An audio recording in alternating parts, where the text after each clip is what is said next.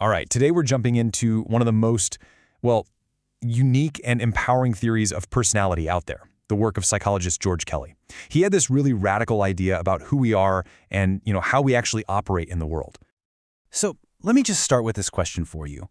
Do you see yourself as just kind of passively reacting to whatever life throws at you, or are you something more?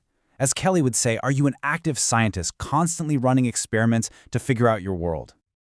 Okay, let's really get into this because this is the core metaphor of Kelly's entire theory. You see, he didn't view people as just a bundle of drives or traits. No, he saw every single one of us as a scientist, trying to predict and control what happens in our lives. Now, what's so cool about this is how it completely flips the script on a lot of traditional psychology. Instead of being pushed around by our history or our circumstances, Kelly was like, no, we're always reaching forward, trying to figure out what's going to happen next. We're explorers, not victims. It's all about looking ahead. So if we're all scientists, what are our tools? What's in our toolkit? Well, Kelly called them personal constructs. These are the unique mental frameworks we build to make sense of everything and everyone around us. Think of a construct like a transparent filter you place over reality, and each one is what he called bipolar. It has two sides, two poles. So for example, you might see people through a lens of kind versus cruel, or maybe you see situations as fair versus unfair, or even interesting versus boring. This is your own personal system for sorting and predicting your world.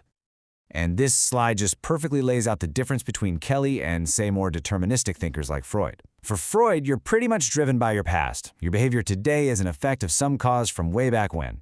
But for Kelly, it's completely different. You're pulled by what you think is going to happen in the future. It's a huge shift from looking at past causes to being guided by future goals and predictions. Okay, so you might be wondering, how do I even know what my personal constructs are? I mean, they're often so automatic, we don't even notice them. Well, Kelly developed this really clever tool for this exact purpose, famously known as the Rep test. So here's how it works. It's pretty simple. You're given a list of roles, people in your life, and you pick 3 of them. Then you just think about what makes 2 of them similar to each other, but at the same time, different from that 3rd one. And that very distinction you make, well, that's one of your personal constructs, just popping right out into the open. Let's try an example. Say we take your mother, your father, and a teacher you disliked. Okay, how are 2 of them alike but different from the 3rd? You might go, well, my mother and father are both really nurturing while that teacher was just cold. And boom, there it is. You've just revealed the nurturing versus cold construct that you use to understand your social world. But what happens when our predictions go wrong?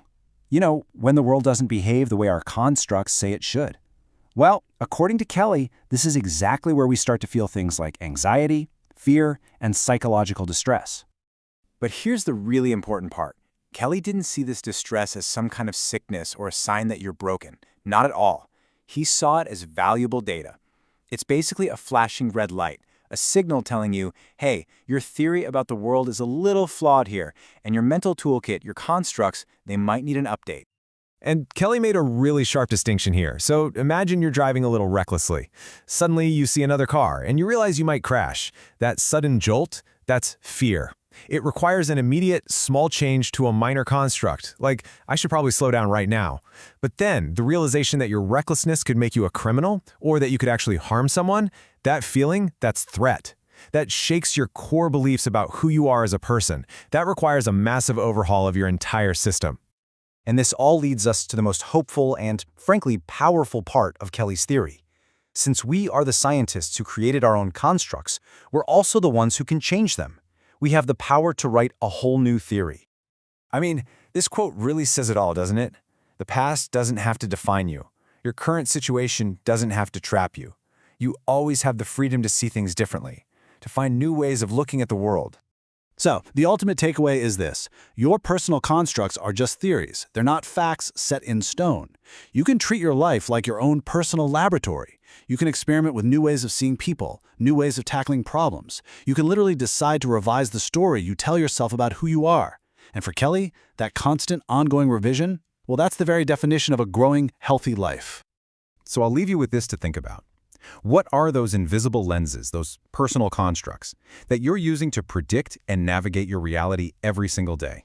And maybe more importantly, are they still working for you?